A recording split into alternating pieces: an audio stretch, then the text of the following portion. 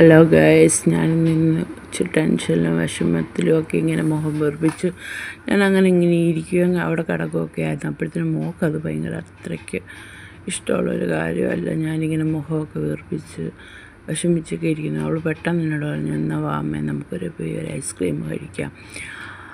അപ്പോൾ ഞാൻ ഓർത്തെന്നാൽ ഞാൻ വെറുതെ എന്തിനാ ഇങ്ങനെ മൂടിയായിട്ടും വിഷമിച്ചൊക്കെ ഇരിക്കുന്നു, വിഷമിച്ചിരുന്നിട്ട് വല്ല കാര്യമുണ്ടോ എന്ന് വിചാരിച്ച് ഞാൻ പെട്ടെന്ന് തന്നെ ഒരു ചുരിദാർ എടുത്തിട്ട് കുളിച്ച പാടെ മുടി കെട്ടാനും പോയില്ല. അടുത്ത് തന്നെയാണ്, അവിടെ നിന്ന് നടന്നങ്ങോട്ട് പോയാൽ മതി.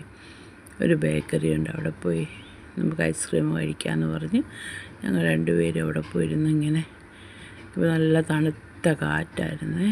അപ്പോൾ എൻ്റെ മുടി ഇങ്ങനെ പറക്കുന്ന വീഡിയോയിൽ കൂടെ കണ്ടപ്പം ഒരു രസം തോന്നി എനിക്ക്.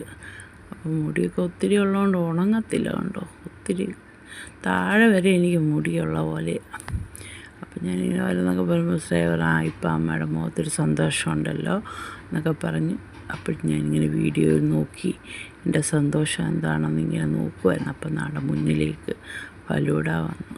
അപ്പോൾ അത് കഴിക്കാതിരിക്കാനും പറ്റത്തില്ലല്ലോ. അതിങ്ങനെ കഴിച്ച് അവളോട് ഓരോ കഥകളൊക്കെ പറഞ്ഞ് നോക്കിയിട്ട് എന്ത് ചെയ്താൽ അത് എല്ലാം കൂടെ പൊങ്ങി വരും.